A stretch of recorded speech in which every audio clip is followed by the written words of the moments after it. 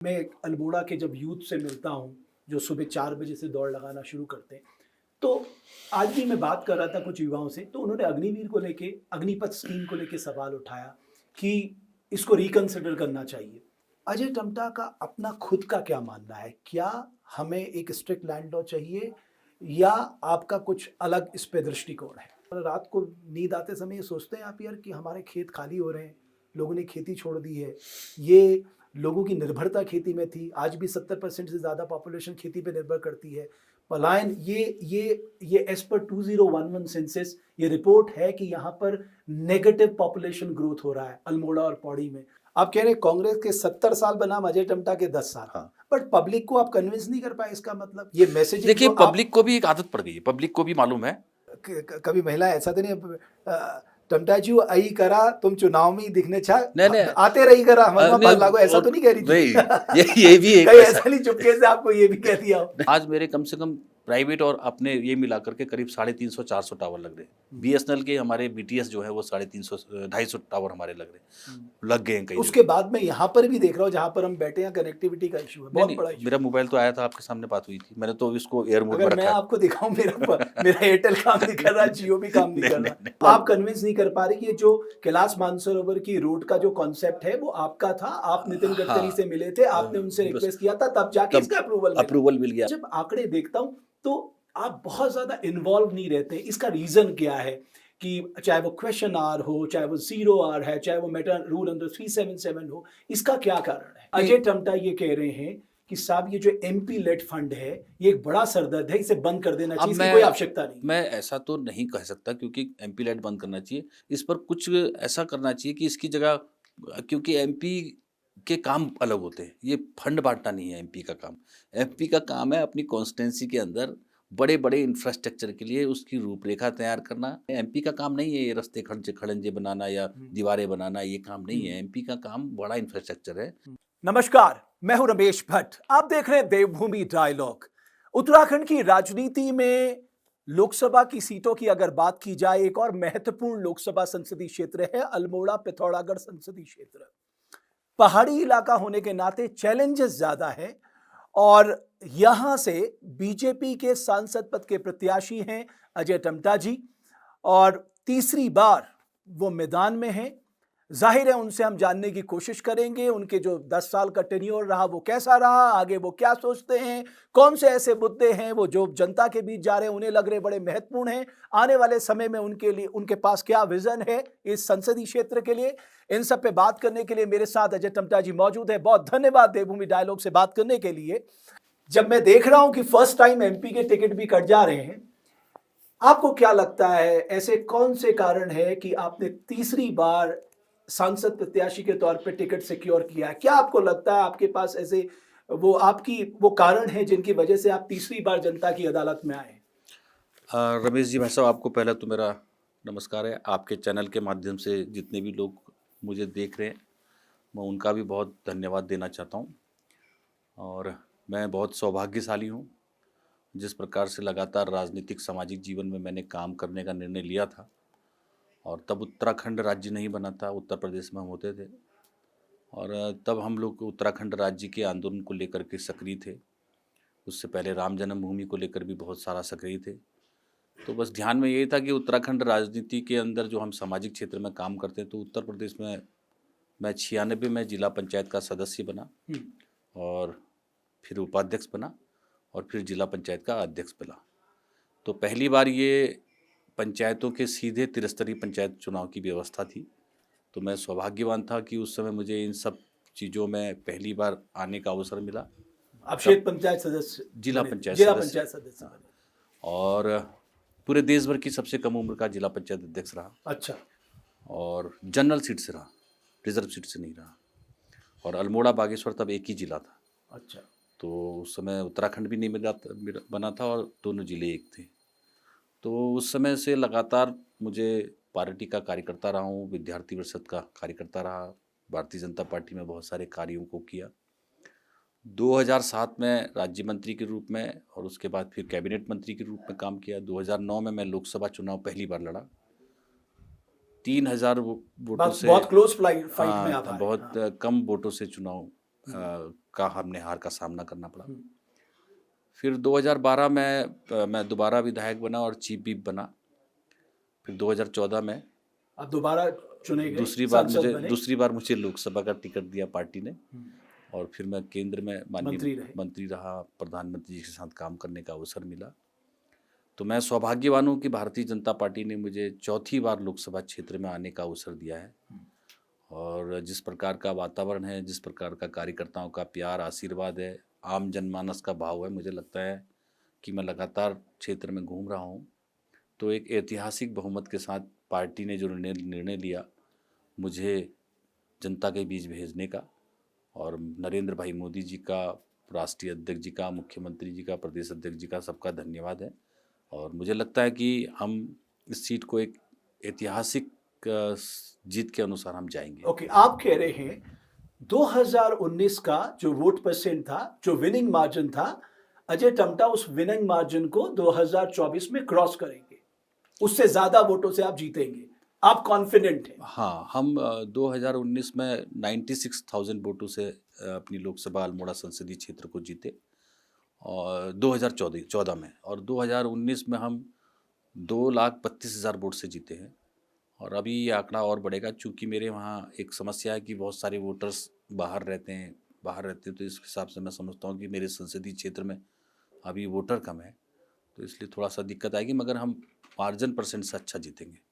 एक, मैं लगातार जब घूम रहा हूं, आप क्या महसूस कर रहे हैं? एक बड़ा उदासीन रवैया इस बार मैं देख रहा हूं कि वो करंट नहीं दिख रहा है इलेक्शन को लेके आम जनता के बीच में, या वो भाव नहीं दिख रहा है जैसे हम पहले लोकसभा में देखते थे, या वो भाव आपको नजर आ रहा है, या आपको लग रहा है कि हमारी थिंकिंग गलत है, आप जो लोगों के बीच जा रहे हैं, नहीं, ज्यादा है इंटेंस भाव है लोगों का? आपका थिंकिंग बिल्कुल ठीक है।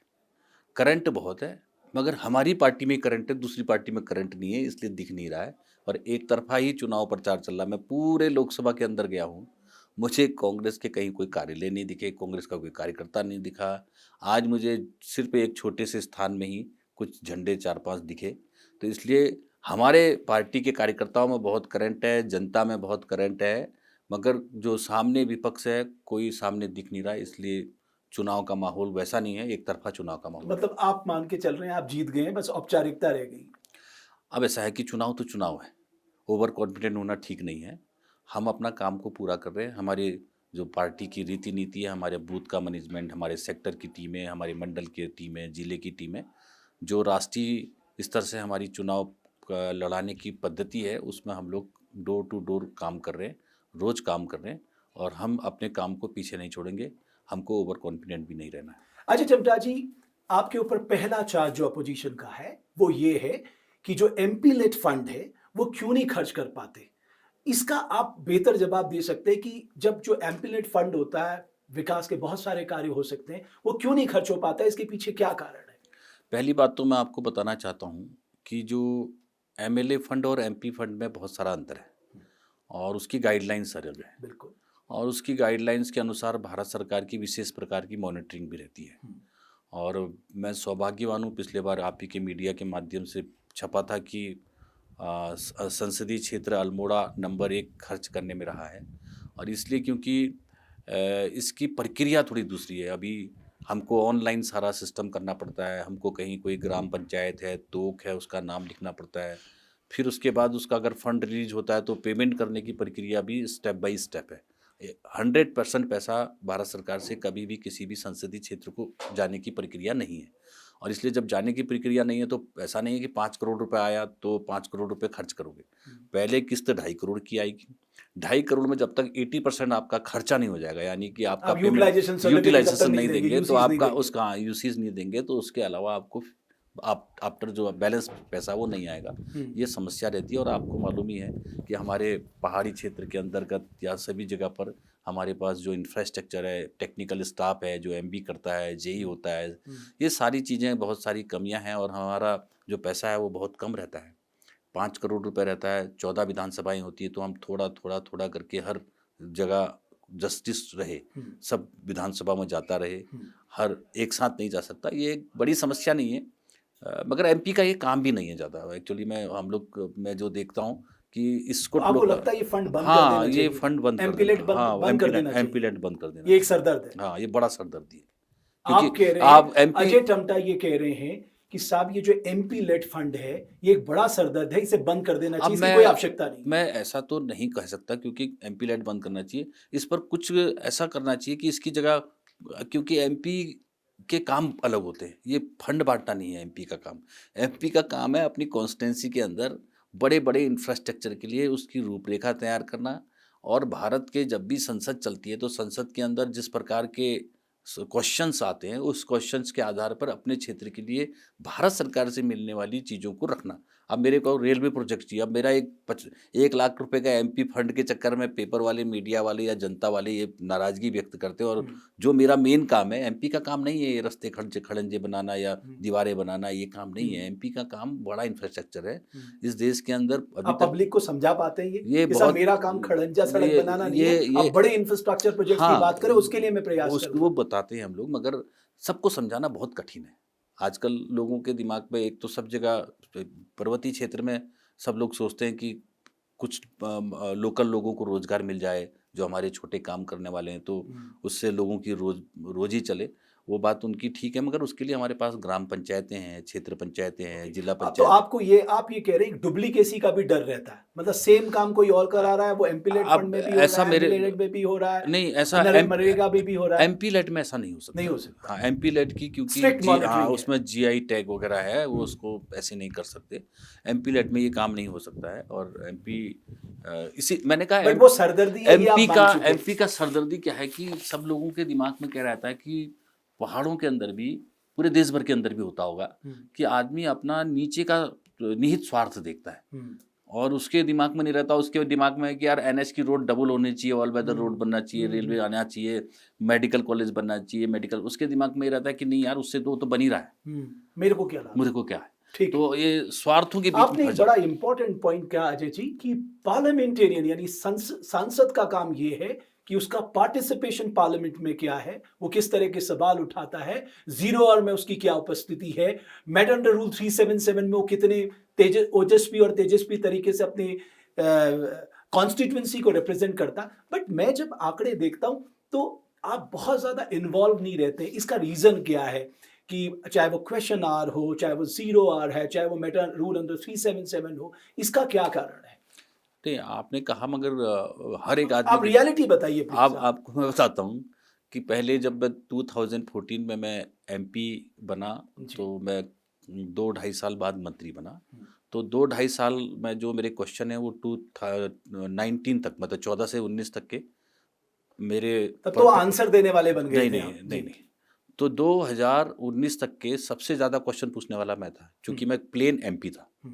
जब मैं मंत्री बन जाता हूँ फिर तो आप आंसर देंगे ना। हाँ, आपसे सवाल पूछे जाएंगे। ये एक समस्या है, हम कन्विंस नहीं कर पाएंगे। मीडिया को कन्विंस होना चाहिए, बहुत सारे लिख देते हैं एक भी क्वेश्चन नहीं पूछा, ये नहीं हुआ, वो दिया है ना कि आपने नहीं, आपकी अटेंडेंस अच्छी 89% है, बट जब क्वेश्चन आवर में आता है आप पीछे हैं, क्वेश्चन आवर जीरो आवर में और मेटा रूल 377 में आप पीछे। ऐसा है। मैं आपको फिर बताना चाह रहा हूँ, आप क्या पता दिखाएंगे तो बाकी मीडिया वाले शायद इस चीज को समझ भी पाएंगे।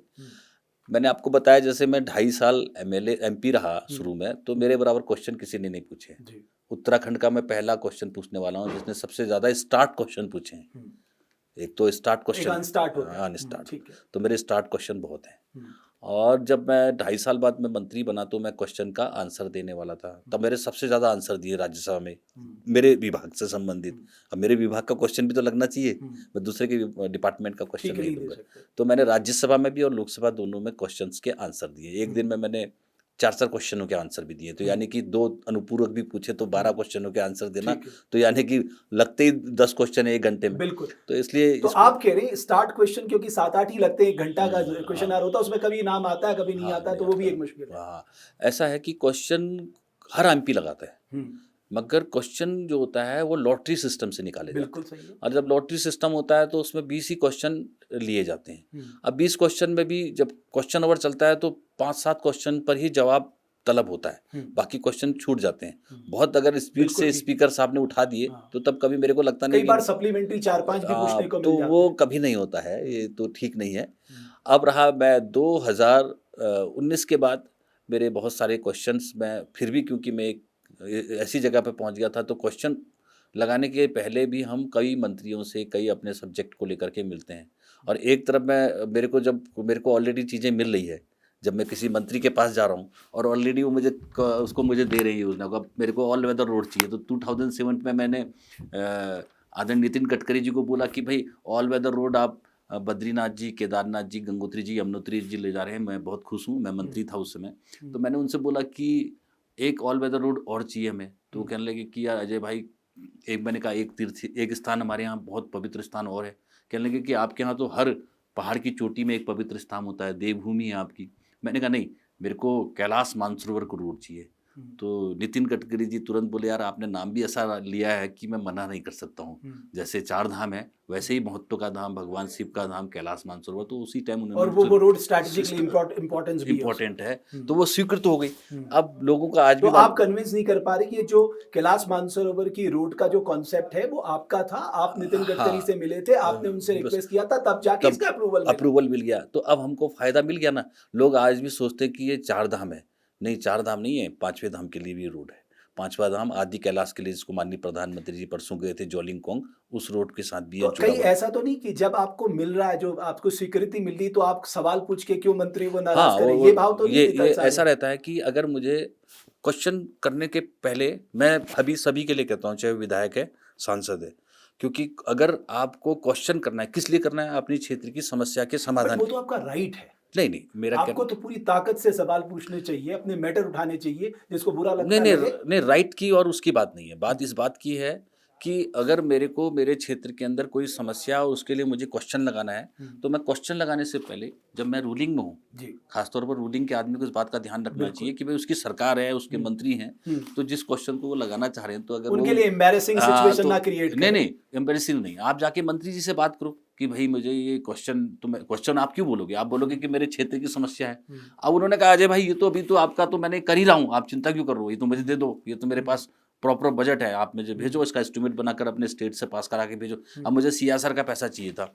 अब सीएसआर का पैसा मुझे अपनी स्टेट की रोडों को डेवलपमेंट के लिए चाहिए था। अब मेरे मनसुख भाई मांडलिया मेरे दोस्त हैं बहुत अच्छे, अब वो तब रोड ट्रांसपोर्ट मिनिस्टर थे, तो कहने लगे, अजय जी क्या बात है कि मैंने कहा मुझे बहुत सारी रोडें हैं मेरी पहाड़ की, उनको मुझे डामरीकरण कराना है या डबल लेन बनाना है। तो उन्होंने कहा चलो मैं आपके साथ चलता हूँ, और वो मेरे साथ खुद हेलीकॉप्टर में आ गए। हम लोग साथ ही आदि कैलाश तक। Mansukh Mandaviya road and transport हाँ, मिनिस्टर कौन से? पहले इससे पहले मनसुख मांडलिया, इससे 2019 से पहले वो मंत्री थे, रोड ट्रांसपोर्ट मिनिस्टर थे। तो मैं उनको लेकर आया, तो हमारी जो बाकी की हमारी जो रोडें थी वो सारी स्वीकृत हो गई। हमको सीएसआर का भी, हमको उत्तराखंड को उस समय 300 करोड़ का बजट था, हमको बढ़ा के उन्होंने 500 करोड़ दिया। तो जब हमारे काम ऐसे ही हो जा रहे, तो हमको क्वेश्चन लगाने की लेकिन जरूरत। फिर आप लोगों को कैसे कन्विंस करेंगे कि आप बता रहे हैं लोगों को कि भाई मैं जब काम करा ले रहा हूं तो सवाल लगाने के पीछे क्यों पड़े हो? नहीं नहीं, सवाल भी मैंने लगाए, ऐसा नहीं है, सवाल की हमारी किए हैं। जो मेरे को बहुत इंपॉर्टेंट लगा कि मुझे अभी ये 0 ओवर का इस्तेमाल कर लेना चाहिए, और या 377 का इस्तेमाल कर लेना चाहिए। सबसे पहला डिस्कशन मेरा ही है 2014 में, और वो भी आपदा को लेकर के है। आप निकाल के नेट से सर्च करिए, और उसमें माननीय प्रधानमंत्री जी ने एक जवाब भी दिया। और वो आपदा, क्योंकि उस समय 2013 की आपदा आई थी, 14 में हमको संसद में जाना ही था। उस आपदा को मैंने बहुत डिटेल में उठाया था, और मैंने वही नहीं उठाया था, मैंने सुमगढ़ की आपदा उठाई थी जो 2010 में आई थी। यहीं अल्मोड़ा, देवली, जागसोड़ा, बल्टा में 2009 में घटना घटी थी, उसको मैंने बहुत विस्तार से रखा था। और सौभाग्य है कि प्रधानमंत्री जी का पहला स्पीच जब उस पर था, बहस पे था, और उन्होंने आंसर दिया। उन्होंने आंसर देकर ये कहा था कि हमको ये आपदाओं को हम रोक नहीं सकते। मतलब फाइनली मैं जो कंक्लूजन दे रहा हूँ कि आपदाओं को रोका नहीं जा सकता, क्योंकि ये दैवीय आपदाएं हैं। हाँ, इसके लिए हमारा आज साइंस टेक्नोलॉजी बहुत आगे है, इसका पूर्वानुमान लगाया जा सकता है। और इसलिए हमको पूर्वानुमान लगाने के लिए हमको इस पर टेक्नोलॉजी को या इसके रिसर्च इंस्टीट्यूट को बढ़ाना पड़ेगा। इसलिए उन्होंने कहा था कि हमको एक उच्च हिमालय अध्ययन केंद्र खोलना चाहिए। बिल्कुल। और मैं सौभाग्यवान हूँ कि ये क्वेश्चन का आंसर आते ही मैंने इसको वन एवं पर्यावरण मंत्रालय में बहुत गंभीरता से रखा। मैंने कहा कब लेट ज़मीन लेंगे, इसलिए हमारे पास ऑलरेडी इंफ्रास्ट्रक्चर बना है पड़ा है। गोविंद बल्लभ पंत वन एवं पर्यावरण संस्थान अल्मोड़ा, तो प्रकाश जावड़ेकर जी को मैं खुद लेकर आया, जो केंद्रीय मंत्री थे। 10 सितंबर को लेकर के आया, और हमारे गोविंद बल्लभ पंत इंस्टीट्यूट में, क्योंकि उस दिन जन्मदिन भी रहता है गोविंद बल्लभ पंत जी का। तो उस दिन वो आए और उन्होंने हमको 100 करोड़ रुपए एक मुश्त दिए, फिर 100 करोड़ रुपए और मुश्त दिए। इसके कारण से हमारे इस इंस्टीट्यूट को पूरे दुनिया के अंदर आज हम बहुत एडवांस हैं। तो जो उच्च हिमालयन अध्ययन केंद्र खोला जाना चाहिए, मैंने कहा था कि आज हम पूर्वानुमान लगा लेते हैं। तो ये बहुत सारी वो चीज़, आपकी एक उपलब्धि है। ऐसे बहुत सारी उपलब्धि मैं हैं आऊंगा जैसे। धीरे धीरे। एक और बात, जो आप, जब मैं अल्मोड़ा के जब यूथ से मिलता हूँ जो सुबह 4 बजे से दौड़ लगाना शुरू करते हैं, तो आज भी मैं बात कर रहा था कुछ युवाओं से, तो उन्होंने अग्निवीर को लेके, अग्निपथ स्कीम को लेके सवाल उठाया कि इसको रिकंसिडर करना चाहिए। तो आपको भी ये इस तरह के यूथ से सवाल का सामना करना पड़ता है कि साहब इसको थोड़ा सा आप उठाइए कि इसको अगर रिकंसिडर करें तो हमारे लोगों को जो पहला लव है हमारा आर्मी में जाना, वो 4.5 साल की नौकरी में वो कम से कम उनको थोड़ा सा रिजेंटमेंट है इसको लेके। नहीं, मेरे अल्मोड़ा, पिथौरागढ़, बागेश्वर, चंपावत में मैं ये ज़रूर मानता हूँ कि हमारे लोग ज़्यादातर सेना में रहे हैं और सेना में जाते हैं और सौभाग्यवान हैं कि पहले ज़्यादा लोग जवान बनते थे, सिपाही बनते थे। अब मेरी कॉन्स्टिट्यूंसी से ज़्यादा लोग अधिकारी बनते हैं, ऑफिसर्स में जाते हैं। बहुत सारे लोग सिपाही भी बनते हैं जो जैसा तैयारी करता है। मगर मेरे वहाँ आंकड़े अच्छे हैं, ऐसा नहीं है कि डाउन है। और आपने बोला कि जो हमारी सेना, अग्निपथ स्कीम है, जो अग्निवीर। जो नई हमारी हमने प्रधानमंत्री जी के मार्गदर्शन में किया है, तो अग्निवीर जो हमारा स्कीम्स है उसमें भी लोगों को कोई प्रॉब्लम नहीं है, उसमें भी भर्ती हो रहे। और मुझे आपने कहा है, मगर जो लोग पूरे तरीके से समझ नहीं पाते तो वो लोग मुझसे क्वेश्चन करते हैं, फिर मैं उनसे बोलता हूँ कि आप एक तो बार। आप कैसे समझाते हैं उन्हें? उसमें कोई ऐसी बहुत प्रॉब्लम नहीं है, लोग बहुत खुश हैं उस स्कीम से भी, ऐसा नहीं है। आप देखिए कि हमारे बहुत सारे लोग सेना में भर्ती होने के बाद भी दोबारा से 15-20 साल की नौकरी, कोई जूनियर जेडी से आ जाते हैं तो करके फिर वो दोबारा भी रीएम्प्लॉयड हो जाते हाँ, रीएम्प्लॉयड हो जाते हैं, ऐसी कोई प्रॉब्लम नहीं होती है। और कुछ सारे लोग तो क्या है कि इस बात का इंतज़ार करते हैं कि जो सेना में उन्होंने सीखा होता है ना, उसका भी मैंने देखा है कि बहुत सारे लोगों ने सामाजिक जीवन में आने के बाद बड़े बड़े काम किए और बड़ा इतिहास बनाया उन्होंने। चाहे वो टेक्निकल टीम से आए हैं और उन्होंने अपने गैराज खोल करके 10-20-50 लोगों को रोजगार भी दिया है, ऐसा नहीं है। तो सब प्रकार के लोग मिलते हैं। जो समझ नहीं पाते वो, उनको अगर आप कहो कि थोड़ा उसको आप समझिए, क्योंकि बाकी सारी चीज़ें हवा में चल रही हैं। आदमी किसी को, जिसको सेना में अपने बच्चे को नहीं भी भेजना है, वो भी खाली से बोल देता है। इसलिए खाली से बोलने से बढ़िया ये है कि हम एक बार को उसका अध्ययन करें। तो अग्निवीर भी कोई बुरी स्कीम नहीं है, बहुत अच्छी स्कीम है। एक जो एक समाज को एक नई दिशा देगी और हमारी युवाओं को एक नई प्रेरणा भी देगी। ओके। एक और बात जो मैं आपसे जानना चाहता हूँ, आपने देखा हमारे उत्तराखंड के लोगों के अंदर जल जंगल ज़मीन को बचाने को लेकर एक आंदोलन शुरू हुआ, और आप भी फेस करते होंगे। ज़्यादातर लोगों का ये कहना है कि साहब एक स्ट्रिक्ट लैंड लॉ स्टेट को चाहिए, जिसे भू कानून के तौर पे।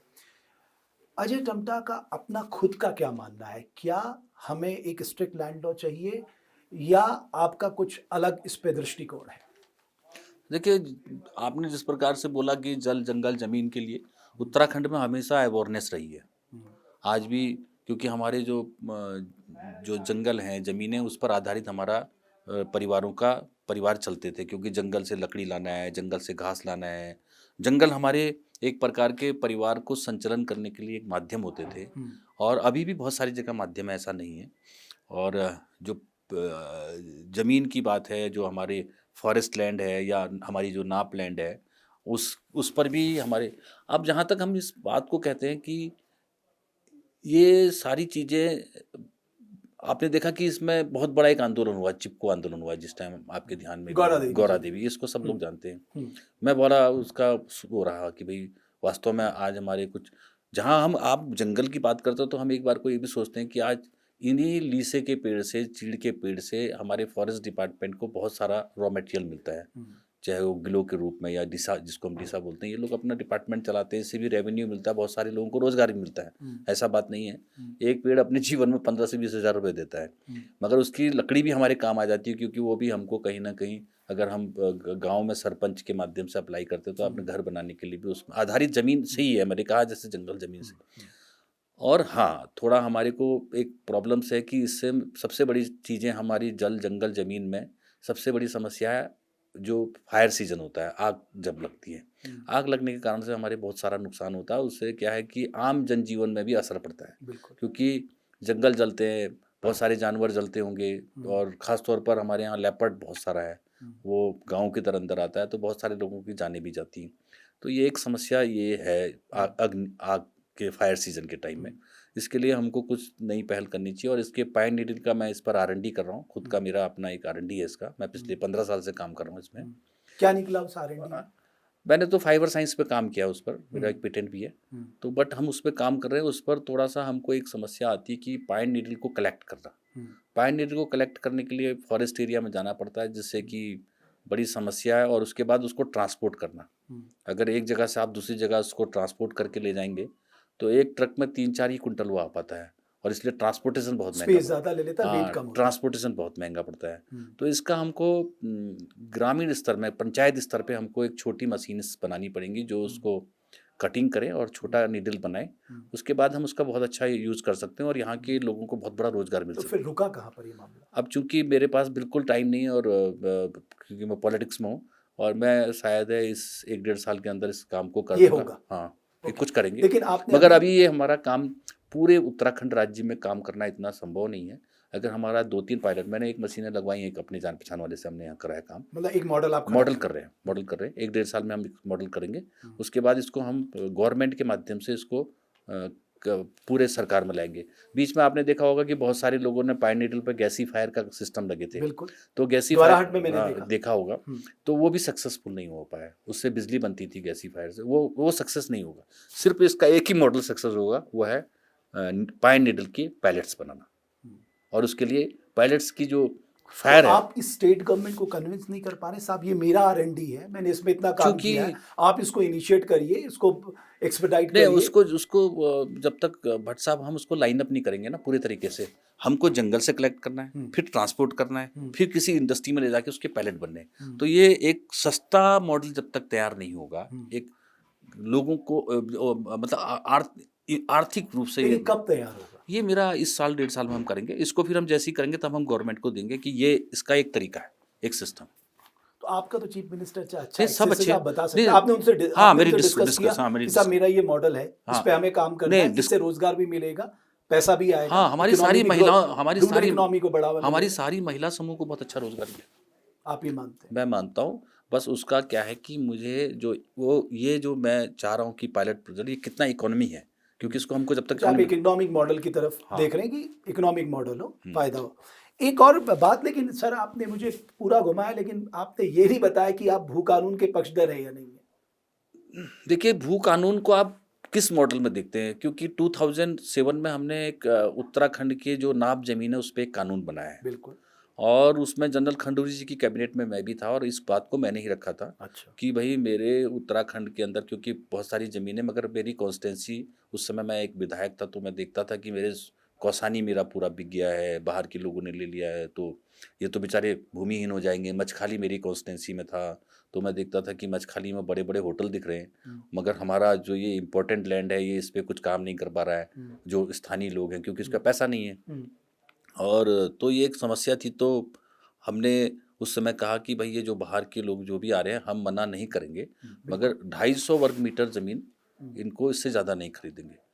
तो मगर अच्छा, ये आपका आइडिया था? यस, हाँ, हमने कहा कि एकदम अगर क्लोज भी कर देंगे ना तो दूसरा आदमी इन्वेस्टर यहाँ नहीं आएगा, और इन्वेस्टर नहीं आएगा तो आप कह रहे हैं ये 250 वर्ग मीटर का उस कैबिनेट में ये आइडिया आपने दिया था क्योंकि आपके पास कौसानी और मचखाली का ये समस्या थी कि मैंने आपको बोला कि मैं इन सब समस्याओं से उत्तराखंड राज्य आंदोलनकारी रहा हूँ, तो मुझे मालूम है कि राज्य की आने वाली समस्याएं क्या होने वाली है। तो इसलिए उसमें इस बारे में बहुत सारी ध्यान था कि भाई ये धीरे धीरे हम लैंडलेस हो जाएंगे, और जब लैंडलेस हो जाएंगे तो फिर हम कहाँ जाएंगे?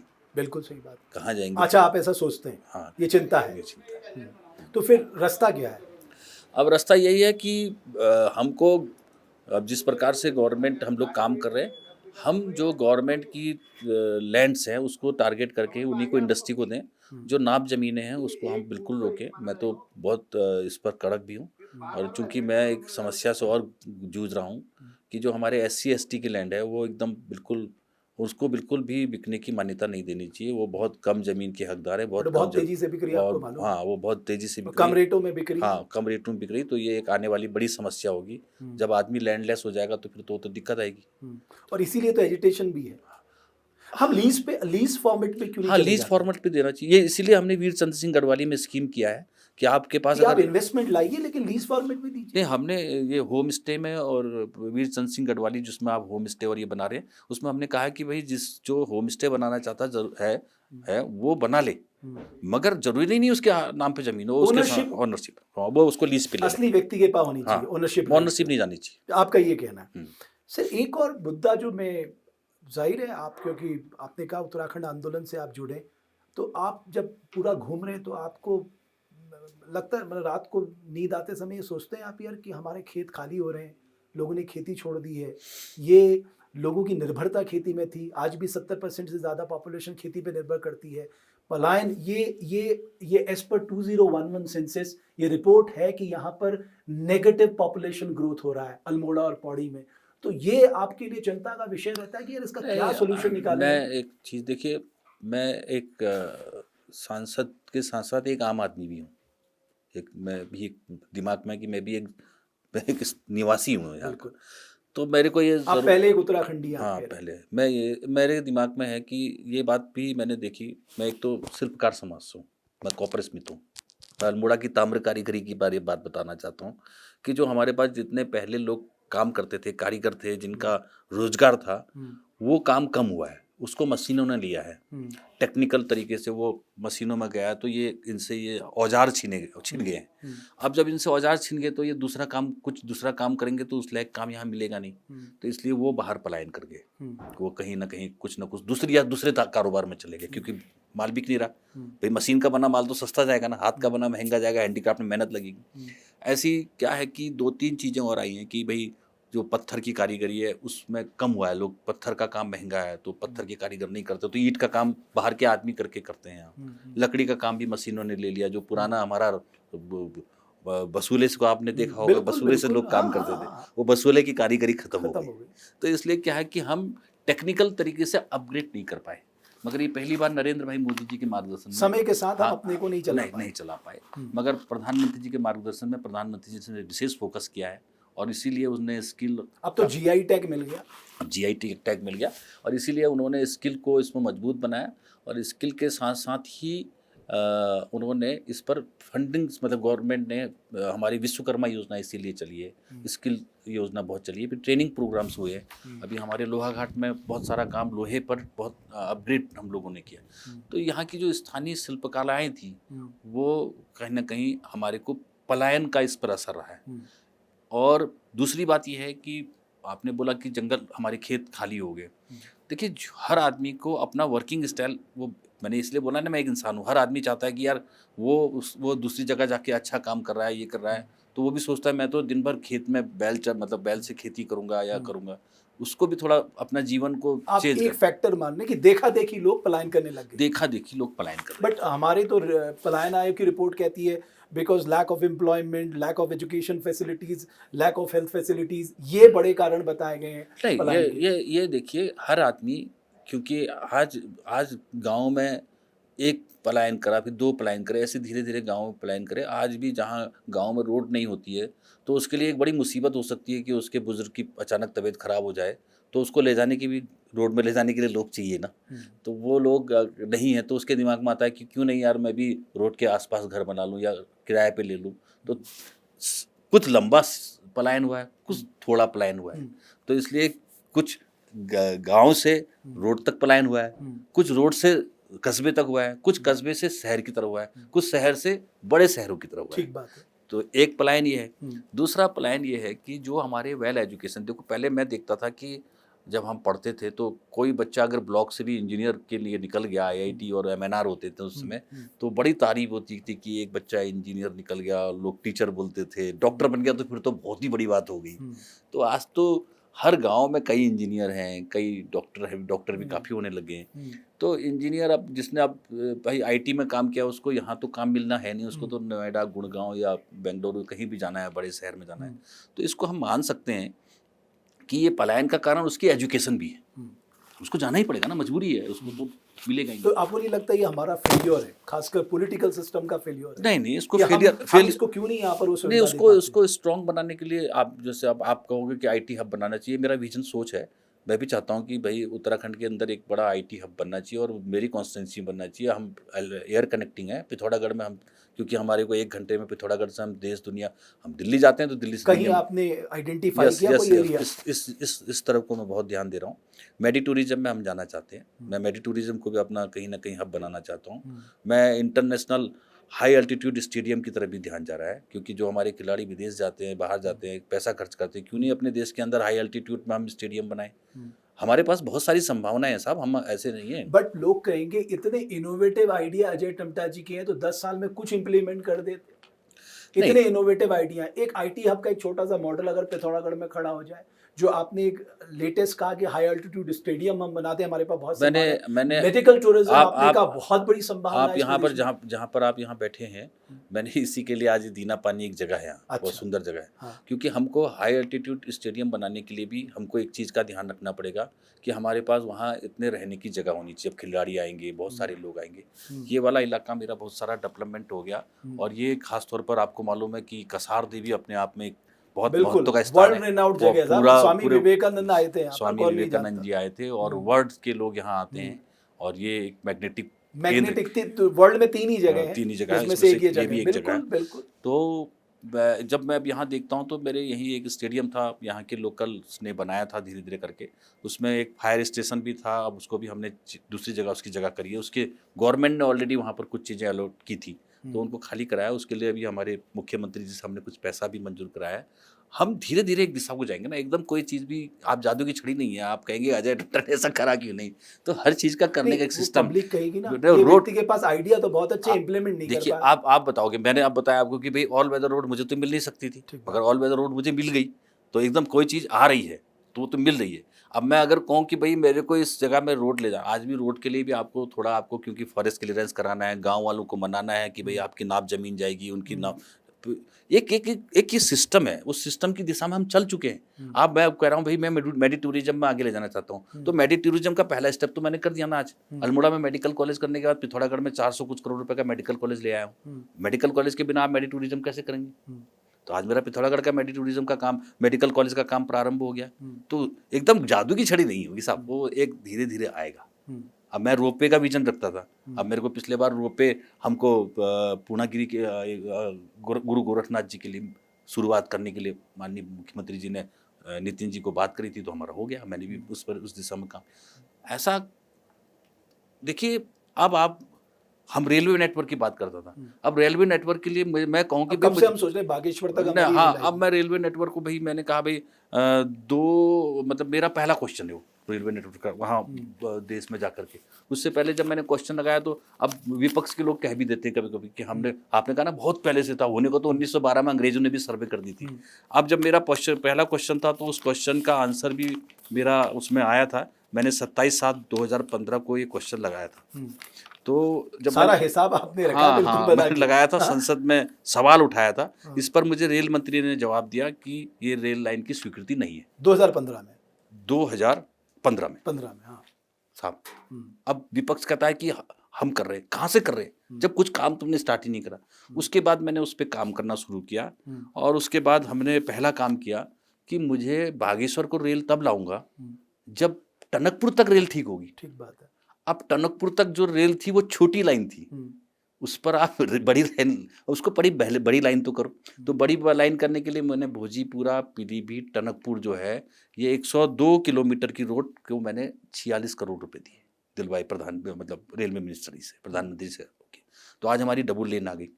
उसमें पहले एक ट्रेन चलती थी, आज उसमें हमारी 8 ट्रेनें चल रही हैं। अब मैं वहां तक लाया, टनकपुर तक 8 ट्रेनें आई। यस, 8 ट्रेनें हमारी देश भर को चल रही है। दिल्ली भी चल रही है, देहरादून भी चल रही है, टनकपुर वेल कनेक्टेड हो गया। त्रिवेणी एक्सप्रेस भी चल रही है, कई चल। अब हमने एक स्टेशन को ठीक किया, उसके बाद हमने टनकपुर से लेकर के बागेश्वर तक की रेलवे लाइन का काम, सर्वे का काम पूरा कर लिया है और उसको हमने रेलवे बोर्ड को दे दिया है।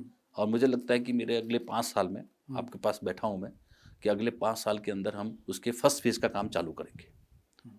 और रामनगर, तो ये आपकी एक प्राथमिकता है? हाँ, अगली प्राथमिकता हमारी रेल नेटवर्क की है। और दूसरा हमारा रामनगर चौखुटिया गैरसैंण, उसका भी हमारा सर्वे का काम लगभग पूरा हो गया है, रेलवे का। यस, उसको भी हम फर्स्ट फेज का काम चालू करेंगे। क्योंकि देखिए ना, हमको रेलवे से कनेक्टिव होने से जो बाहर के लोग नहीं, पहाड़ों अगले 5 साल में फिर मैं आपसे मिला, मैंने आप तब आप ये नहीं कहेंगे मेरे पास कोई जादू की छड़ी नहीं है, टाइम लगता नहीं है। मैंने मतलब आप फर्स्ट फेज़ का काम हाँ शुरू हाँ करवा के मानेंगे। हाँ मैं अगर आप जनता जनार्दन आपको हाँ तीसरी वो बार करने पार्लियामेंट में वो तो भेजेंगे। करना ही है। देखिए, मैंने आपको बताया कि आप कहोगे, आप कह रहे हो भाई बागेश्वर तक रेल दो। अरे भाई, बागेश्वर तक रेल देने के लिए आपको टनकपुर जाना पड़ेगा। अब वो टनकपुर में जो पहले ही ठीक नहीं है, मैंने इस फेस में ये ठीक तो कर दिया। ये भी तो, ये कांग्रेस से 70 साल में किया होता तो मैं तो कहाँ के कहाँ पहुंच गया होता। तो इसलिए इनकी खराब चीजों को मुझे ठीक करना है, पहले उसको ठीक करके अब आगे बढ़ना है। ओके, अब आती वाटर क्राइसिस की बात। अल्मोड़ा में बहुत बड़ा वाटर क्राइसिस है, आपके पास क्या सोल्यूशन है? ये तो बड़ा प्रोजेक्ट है, इसके लिए तो मुझे लगता है कि स्टेट इतना मैं नहीं आपको कर पाएगी बताता जितना सेंटर से आप मैं आपको बताता हूँ कि हमारे को, जब मैं सोमेश्वर में विधायक था तब हमने इस बात को रखा था कि अल्मोड़ा में जो है पानी की ज़रूरत जब थी उस समय 7 MLD पानी चाहिए था। बाद में हमको यही ज़रूरत 11 MLD की पड़ी। हमने उसके लिए एक नीचे कोसी में एक छोटा डैम बनाया, आप भी कभी देखेंगे तो बिराज। ITB की। तो उससे हमारा कुछ पानी स्टोर होता है और उस पानी के स्टोर होने के बाद हम अल्मोड़ा को वेल सप्लाई दे पाते हैं। अभी हमने मटेला से लेकर अल्मोड़ा की दूसरी बार पानी की लाइन डाली है। एक लाइन हमारी अलग से बेस मेडिकल कॉलेज के लिए अलग से आ रही है। अब ये हमारी समस्याएं हैं, मगर मैंने एक बड़ा बिंदु इसमें माननीय मुख्यमंत्री जी के को भी बोला था, ऊपर भी मैंने मंत्रियों से बातचीत की थी, जल शक्ति मंत्री से, कि हमको पिंडारी वाली जो पानी है, पिंडारी का पानी, वो हमको कोसी में दिया जाए, क्योंकि कोसी जो है वो ग्लेशियर बेस्ड नदी नहीं है, वो भूमिगत पानी से ही बनती है और इसका धार इसका केंद्र है।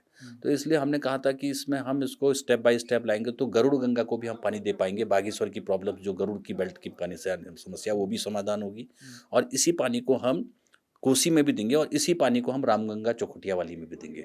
ये जो तीनों पानी आएगा वो हमारी पिंडर से मिल जाएगा। ये बहुत बड़ी स्कीम्स थी, इसको हम करेंगे।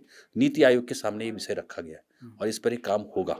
आज नहीं होगा तो थोड़ा समय बाद होगा, मगर ये होगा ही होगा। बट आप कह रहे हैं वाटर प्रॉब्लम सॉल्व होके रहेगी। हाँ, होके रहेगी। मैंने पिथौरागढ़ की पानी की बहुत बड़ी समस्या, सीवरेज हाँ, पिथौरागढ़ की जो पानी की समस्या थी वो बहुत बड़ी समस्या थी। पूरे चुनाव पिथौरागढ़ के पानी में ही होते थे, पानी के मुद्दे को लेकर।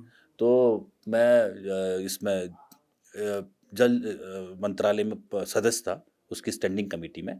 तो मैंने, उमा भारती जी तब मंत्री थी, यहाँ पर गवर्नर का शासन था उत्तराखंड में, तब हरीश रावत जी की सरकार नहीं थी, तो गवर्नर का शासन था। तो मैंने उस मीटिंग में उस विषय को रखा था कि मेरी पिथौरागढ़ की एक पेन पानी के, तब मैं केन बेतवा को देखने गया था, मैं और उमा भारती जी। केन बेतवा जो 2 नदियाँ, उसको इंटरलिंकिंग ऑफ रिवर्स का एक बहुत बड़ा प्रोजेक्ट था। तो उस पर मेरा बहुत बड़ा डिस्कशन हुआ और मेरा डिस्कशन इतना बड़ा हुआ। मध्य प्रदेश गए आप केन बेतवा देखने? जी हाँ। अच्छा, मेरी पूरी ताकि आप यहाँ उसको इम्प्लीमेंट कर नहीं, सकें। उस स्टैंडिंग कमेटी के टूर में। अच्छा, आप वाटर रिसोर्स मिनिस्ट्री की स्टैंडिंग कमेटी के मेंबर थे। बिल्कुल, मैं तो समझ उस गया। समय मैंने इस विषय को रखा, तो उस समय पूरा महकमा था वहाँ। तो मैंने कहा भाई, मेरे एक सीमांत जनपद पिथौरागढ़ की समस्या है कि पानी की समस्या नहीं होती। तो उन्होंने कहा कि आपकी कोई स्कीम्स, योजना का प्रोजेक्ट बना पड़ा है? मैंने कहा बिल्कुल बना पड़ा है, और वो आंवला घाट से 6 स्टेप में हमको पिथौरागढ़ पानी खींचना है, 6 स्टेप में पानी खींचेंगे। तो साहब, वो पानी की स्कीम्स का बात आया कि भाई एक होगी कितने की? मैंने कहा वो होगी करीब 85 करोड़ रुपए की। तो वो मुझे पैसा उसी टाइम फाइल में गाई गई। मेरा सौभाग्य था कि यहाँ गवर्नर का शासन था, तो हमको जल्दी जल्दी मिल गया, नहीं तो कांग्रेस की होती तो वो भी रोक देती। तो वो मैंने मंगा करके। तो कोई स्टेट गवर्नमेंट एक अच्छा काम क्यों रोकेगी? चाहे कोई भी स्टेट आई मीन गवर्नमेंट। ये तो आप पे भी मैं कहूंगा कि आप भी नहीं, उस समय, क्योंकि कांग्रेस आदमी नहीं, कांग्रेस इसके लिए नहीं, क्योंकि आजकल हम किसी आप कह रहे हैं विकास के नाम पे भी पॉलिटिकल पार्टी, नहीं पॉलिटिकल, मेरा ऐसा, आप मेरी बात नहीं। हाँ, गवर्नर के टाइम पर हमारा एक ही ऑर्डर हुआ गवर्नर को, उस टाइम जिस प्रकार से पिथौरागढ़ की वाटर सप्लाई के इशू को प्रोजेक्ट चाहिए, तो हमको प्रोजेक्ट मिल गया। आपकी तो बल्ले बल्ले हो गई, 85 करोड़ भी मिल गया, पानी की प्रॉब्लम पानी मिल गया। तो पिथौरागढ़ के लोग क्या कहते हैं? आज पानी की समस्या, हमारी बहुत सारी समस्या। अब देखो, पिथौरागढ़ एक ऐसा शहर है भाई साहब, जहाँ की बसावट लगातार बढ़ रही है, बहुत ज़्यादा बढ़ रही है। और आज हमने, क्योंकि वहाँ एयर कनेक्टिविटी दी है, हमारे वहाँ अच्छी रोड है, ऑल वेदर रोड है। पहले पिथौरागढ़ से टनकपुर जाने में 12 घंटे 11 घंटे लगते थे, आज पिथौरागढ़ से टनकपुर जाने में 3.5 घंटे लगते हैं साहब। हमको आज धारचूला जाने में, हमको आज 50 किलोमीटर है, 2 घंटे में पहुँच जाते हैं। हम लिपू लेक, हम गुंजी और कुट्टी जो लास्ट गाँव है, गुंजी और कुट्टी भी हम टनक मैं गया था अभी धारचूला से, तो मुझे 4.5 घंटे लगे, 4 घंटे लगे। तो आज दूरी कम हुई है। तो लोग पिथौरागढ़ में भी, बहुत सारे लोग पढ़ाई के इससे उससे बहुत सारी चीज़ें रहते हैं, जो फौजी आए वो रिटायर होकर वो भी वहीं रहने लगे। तो वहाँ पानी की समस्या अभी उतनी नहीं है जो पहले थी आंवला घाट बनने के बाद। ठीक है, मानस खंड का करंट दिख रहा है आपको पब्लिक? बहुत ज़्यादा करंट है और जिस प्रकार से माननीय प्रधानमंत्री जी ने आकर के इसको बहुत तेज़ गति दी है, ये मैं अपने आप में मानता हूँ कि ये आज़ादी के बाद पहली बार ऐसा हुआ है। ज्वालिंगकोंग में माननीय प्रधानमंत्री जी का आगमन, माँ पार्वती के कुंड का दर्शन और आदि कैलाश जो हमारा है उसको अब कैलाश धाम घोषित कर दिया है, तो कैलाश धाम का दर्शन और उसी दिन मैं साथी था, तो जागेश्वर धाम का और का वो करना प्रधानमंत्री जी तो का। आपने क्या कहा उनसे, आपने कुछ बात की? आगे हमारा मास्टर प्लान तैयार हो गया जागेश्वर धाम का, हम उसको एक बहुत बड़ी मात्रा में मंदिर माला मिशन हाँ, में जितने भी इसको मंदिर बड़ा हैं, सबको बनाएंगे डेवलप और इसको बनाएंगे। आप अभी कभी देवीधुरा जाएंगे तो 2014 से पहले देवीधुरा में और आज में देवीधुरा में आपको धरती आसमान का अंतर मिलेगा। देवीधुरा बग्वाल मेला का एक फेमस स्थान है, जो एक पौराणिक स्थान है। वो स्वदेश और दर्शन में हाँ, स्वदेश उसको दर्शन में change हमने किया। लिया है, उसको 20 करोड़ रुपए मैंने खर्च किया, अभी दिया है। सूर्य मंदिर कटारमल को देखिए आप, वहाँ भी चेंज वहाँ भी हमने बहुत सारी चीज़ों को अगर आप उठाएंगे तो इनके 70 साल बनाम मेरे 10 साल होंगे साहब। आप कह रहे हैं कांग्रेस के 70 साल बनाम अजय टम्टा के 10 साल। हाँ। बट पब्लिक को आप कन्विंस नहीं कर पाए, इसका मतलब ये मैसेज देखिए, पब्लिक को भी एक आदत पड़ गई है, पब्लिक को भी मालूम है, भरोसा है हम पर। उनको मालूम है कि भारतीय जनता पार्टी और ये लोग काम करने वाले हैं, इसलिए उनको मालूम है कि ये हाई स्पीड ट्रेन है सर, ये बुलेट ट्रेन है। तो इसलिए क्या है कि उनको आप सब काम, हाँ ये हो रहा है, आप पूछोगे ना किसी, हाँ बहुत बढ़िया हो रहा है, हमको और चाहिए। तो जो जिज्ञासाएं हैं या काम करने के लिए ज़्यादा अपेक्षाएं हैं वो बढ़ी हैं और ये अच्छी बात है। आप मुझे ये बताइए, आपकी जीत में आपका, आपके काम का और प्राइम मिनिस्टर मोदी, इन तीनों फैक्टर का अगर आप परसेंटेज वाइज मुझे बता सके, कितना परसेंटेज आप रहते हैं? देखिए देखिए सारा चीज की मैं सोच सकता हूँ, मैं लोगों की बात सुन सकता हूँ, दो काम है ना। एक तो मैं खुद का सोच, मेरा जो विजनरी सोच है, पहला काम। दूसरा काम, जो लोगों को मैं सुन सकता हूँ, जो उनकी समस्याएं आती हैं उसको मैं सुन सकता हूँ, उसको मैं मनन कर सकता हूँ किसके लिए मैं क्या कर सकता हूँ। ये मैंने किया। ये करने के बाद मुझे ये पता होना चाहिए कि मुझे इसमें पैसा कहाँ से मिलेगा, स्टेट सेक्टर से मिलेगा या सेंट्रल से मिलेगा। तो इसलिए क्या है कि मुझे स्टेट्स को भी पैसा आज 42% तो गवर्नमेंट भारत सरकार ही देती है, तो मेरे स्टेट में कोई बहुत ऐसे अर्निंग के सोर्स नहीं है, ये मुझे मालूम है साहब, मैं मंत्री रहा हूँ यहाँ का। तो इसलिए मुझे जो मालूम है, मुझे बजट का प्रोविजन कहाँ से मिलना है। तो कभी आप नहीं कहते तो यार, इसमें स्टेट वाले अपने revenue क्यों नहीं बढ़ा रहे? इसमें सारा का सारा ये सबसे बड़ी उपलब्धि है कि मेरे प्रधानमंत्री का है। उन्होंने मैं ऐसे वीडियो दिखा दूंगा यहाँ अल्मोड़ा की सभा, माननीय प्रधानमंत्री जी ने बोला कि अजय टम्टा ने मुझे आपने कहा ना कि आप देते क्यों नहीं, तो उन्होंने कहा कि मैं अजय टम्टा जी ने मुझे इस बात को बढ़िया से बताया और आज मैंने वाइब्रेंट विलेज के रूप में मेरे जो अंतिम गाँव हैं उनको चिन्हित किया है। तो ये एक बड़ा सोच है। कभी आप अड़ भी गए किसी प्रोजेक्ट? नहीं, मेरे को अड़ने की जरूरत नहीं। मेरे को मैं प्रधानमंत्री जी का बहुत धन्यवाद देना चाहता हूँ कि मैं जब भी उनसे कोई बात करता हूँ तो मुझे कभी मना नहीं हुआ है। मैं चाहे किसी भी प्रोजेक्ट को लेकर गया, पूरे आत्मविश्वास हाँ, के पूरे साथ, या आत्मविश्वास, मन में थोड़ा सा डर नहीं रहता है, नहीं मैं पूरे कैसे आत्मविश्वास के साथ, क्योंकि मैं बहुत सौभाग्यवान हूँ कि प्रधानमंत्री जी मुझे अच्छा ही मानते हैं। अच्छा, आपको बहुत अच्छा बहुत मानते हैं, अच्छा। और इसीलिए तीसरी बार भी। जी। तो और अच्छा है, मेरे मुख्यमंत्री मेरे दोस्त हैं, मित्र हैं हम दोनों। तो अच्छा। हमको कोई भी प्रोजेक्ट कराने में मुझे कोई दिक्कत नहीं। देखिए, आपने दो बड़ी बातें कही। आपने कहा देश के प्रधानमंत्री आपको बहुत अच्छा मानते हैं, मुख्यमंत्री जी आपके बहुत अच्छे दोस्त हैं, तो आपकी कॉन्स्टिट्यूंसी के तो काम हम ऐसे होने चाहिए। तो बहुत दिक्कत नहीं है, मुझे कोई प्रॉब्लम नहीं है और मुझे अच्छा लगता है कि मैं जो सोचता हूँ उसको इम्प्लीमेंट करने में मुझे स्टेट और सेंट्रल से कोई परेशानी नहीं है। अच्छा, अब क्योंकि समय हो गया है, मैं देख रहा था महिलाओं के साथ काफ़ी झोड़ा वोड़ा चल रहा है, बिल्कुल वो बताइए ना, वो कैसा लग रहा है, वो क्या है, वो स्पेशल आपका स्वागत सत्कार चल रहा है या? देखिए, मेरा राजनीतिक सामाजिक जीवन में लगभग 32 से 35 साल का अनुभव है। मैं पंचायतों से निकला हूँ, मैंने 3 बार एमएलए चुनाव लड़ा है, मैंने 4 बार एमपी लड़ा है और मैं यहीं का रसा बड़ा हूँ, पला हूँ और मैं अपने कुमाऊनी कल्चर को बहुत स्ट्रॉन्ग कल्चर मानता हूँ। इसके बराबर स्ट्रॉन्ग कल्चर कोई नहीं है। इसके अंदर जो आत्मीयता और जो प्यार है वो मुझे, अब दूसरे कल्चर को उतना ज़्यादा मैंने ना स्टडी किया ना पढ़ता हूँ, बट मेरे इस कल्चर में मुझे लगता है कि ये जो हमारा जो भगवान ने जिस स्थान में हमको जन्म दिलवाया है, दिया है, तो वास्तव में बहुत हम सौभाग्यवान हैं कि इस देवभूमि में हमारा जन्म हुआ है और इतनी स्ट्रॉन्ग कल्चर में हुआ है जहाँ तो कभी महिला ऐसा तो नहीं, टम्टा जी आई करा तुम चुनाव में ही दिखने छा, नहीं आते रही करा हमारे भाग लागो, ऐसा तो नहीं कह रही थी? नहीं, ये भी एक ऐसा नहीं चुपके से आपको ये भी कह दिया? नहीं, ऐसा होता है कि मेरा स्वभाव रहा है हमेशा सबसे आत्मीयता। मैं चाहता हूँ आप कुमाऊनी में जवाब दीजिए जब हम कल्चर की बात करें। जबले जुनू अपन क्षेत्र में, मेरे क्षेत्र में जतुल्ला हमारी इस बैनी रूनी वो लोग पे वशके प्यार करनी कि मैं लगातार कॉन्स्टेंसी में रोनूँ और जब मैं सोमेश्वर विधायक थी तो मेरे को एक एक घर में मैं कहाँ चाय पी रहे, कहाँ भात खराओ, मतलब सब चीज मैं पहली अब बार कम कर- करिए ला अब बहुत। ये अब कॉन्स्टिट्यूंसी वो कहीं हमारे वहाँ होने नहीं नहीं। नहीं ये ठुल क्षेत्र छो हाँ। ये हमारे जो ये नेपाल चाइना तिब्बत बॉर्डर अब देखी नहीं नहीं कई ऐसे- तो यस करिए देखिए नहीं नहीं हमने। नहीं ये आपने अपने मन से कह रहे हो मैं आप। मजाक नहीं कर ले, सच में दोनों वो कहनी कई यस करी मैं देखिए नहीं। नहीं नहीं ये तो मानव स्वभाव रहता है। अब इतनी जगह देखो आप कैसे जाओगे कि लेकिन हमारे साल भर में 6 महीना, क्योंकि आपने दिल्ली में भी बहुत काम किया है मुझे मालूम है, और संसद पे बहुत काम किया है, तो 6 महीने तो हमारी संसद चली, 3 सत्र में संसद चली। वो बाद हमार जो स्टैंडिंग कमेटी टूर हुई वो में हम उनके जान पड़ो ठीक छे। तो ये करीब 7-8 महीनों के तो चक्कर संसद तो 60 दिन चले, 2 महीने चले बस।